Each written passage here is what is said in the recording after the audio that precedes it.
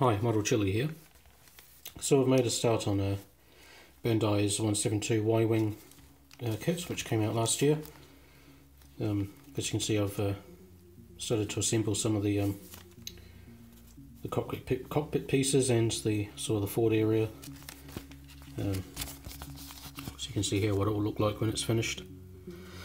I've taken a few artistic liberties, well, one at least. I'm going to change this colour from yellow to red.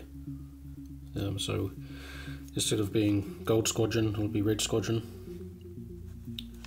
I'm not sure if the Y-Wings were ever that colour, but I just thought I'd make a little change just for the sake of it, really. So you can see here I've got these strips or stripes have been painted. They actually come as separate pieces, which makes it really easy. So you can see the original colour of the plastic. And for those who don't know, these kits are they can be fully assembled without any glue or paint, really. All the parts are pre-coloured. But what I'm doing is I'm assembling each sort of sub-assembly, then priming it and then giving it a coat, because some of these parts are going to be quite tricky to paint once they're all put together. And so this is one of the good things about this kit, is that I don't need any glue, so sticking all these pieces together will be should be quite clean, no glue messes or anything. So here's the cockpit. So that was pretty simple assembly, just painting the figure, the various colours, and then painting the cockpit just a Vallejo black colour, and then adding in the various console colours, and just giving it a light dry brush with some aluminium colour just to highlight all the raised areas. So that was came out quite well. You can see there's a few decals on the pilot's helmet, one each side and then one in the middle. But unfortunately a lot of this is going to be covered, so I'm letting you guys have a good look now before it disappears. And so the cockpit canopy was a very similar colour to this, the plastic, but I primed it in black and then coated it in the I think it's Vallejo medium grey. Yeah, medium grey, which is kind of bluish, which is kind of strange, but it matched. And the sort of head area, so I gave a prime coat of black and then just did some panel shading with the top coat, which was a Vallejo white grey, so almost a white but just off white. And that little panel where the blaster set was just painted black and then put together. And so now what I'm going to do is a bit of chipping for these red stripes. So I'm going to get the base coat, and I've got a little section of just a bit of sponge that I've torn off to give me the little focus. Yes, no. Give me the applying surface. So just dab that in the paint and then just dab off the excess as much as possible. And I'll just get some more light on here. And now just applying the sponge to this area. Get some focus would be nice. There we go.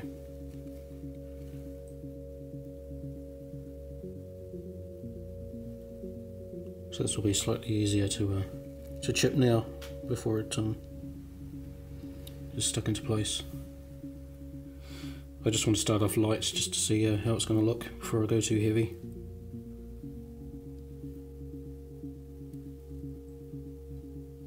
Just getting some of these edged areas.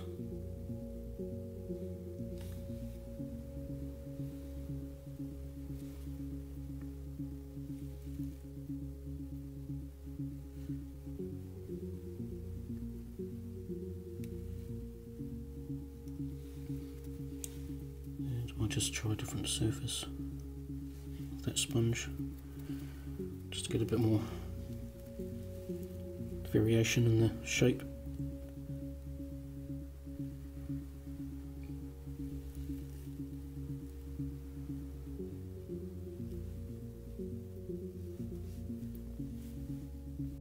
Okay, the chipping's done and it's been left to dry for a bit, so now it's time to put it all together.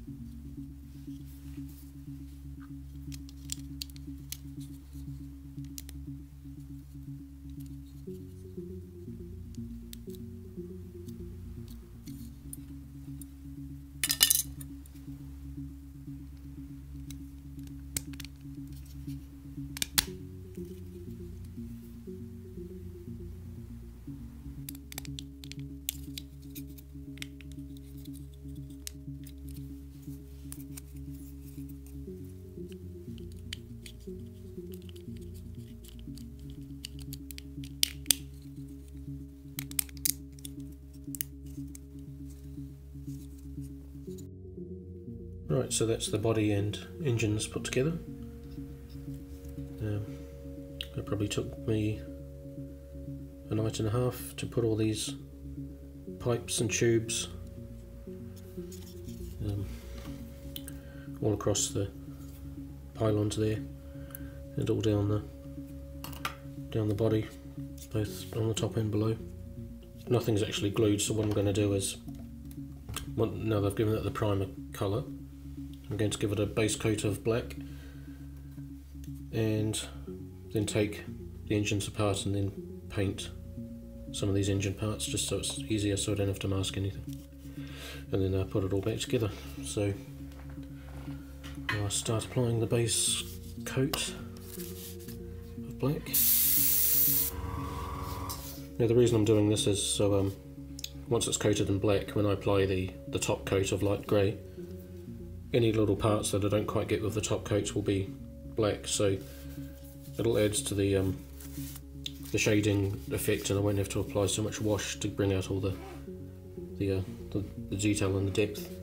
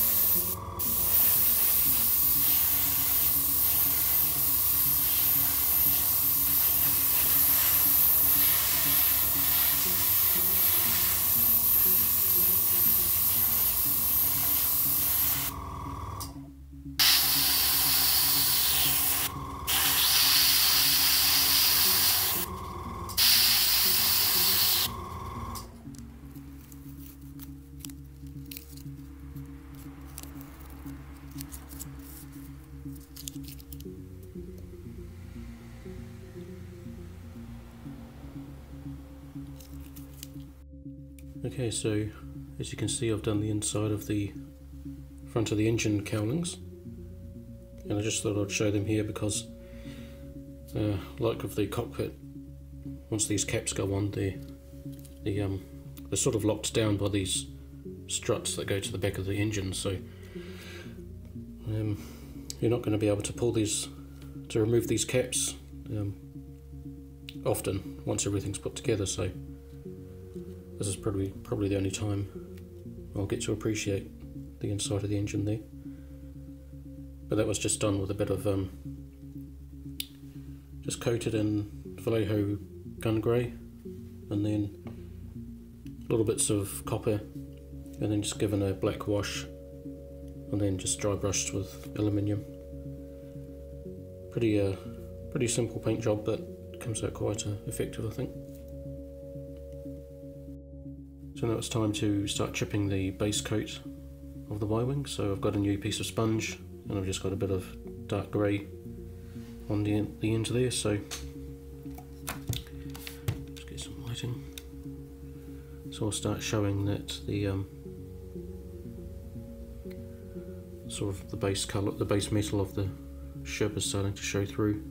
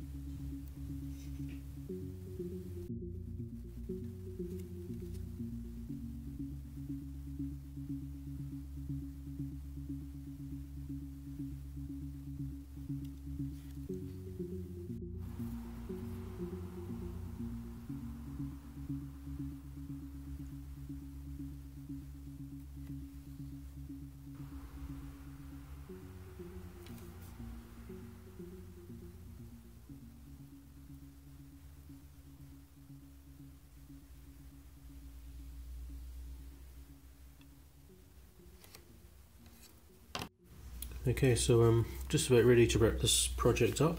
I've skipped forward a few steps, so I've attached all the decals and done some chipping along this little blue stripe down the side there, and female decals on the engines there. So I completed all the chipping around there, done a bit more chipping down the engine struts and along this back section there, and yeah, given it a flat coat, Tamiya flat clear, so it's all nice and flat now, which has also taken away some of the shininess of these metal pipes, but I think that's fine for the scale it is. And painted the R2 unit legs there white, which leads me nicely to adding the dome. So there were two options. There was the R5 unit, which I don't know if this is going to focus, just the simple bucket head there. I thought about using this, but I tried painting the two, so I did a metallic red for that one, and for the R2 unit I just did classic R2D2 colours. So that was just sprayed with a Tamiya silver spray can, which is lacquer based, so it comes out slightly more shiny than the Vallejo acrylics. And just added some blue details there, a little red dot and black for the eye, and they came out quite nice, I think. So now it's just a case of slotting them down on body there.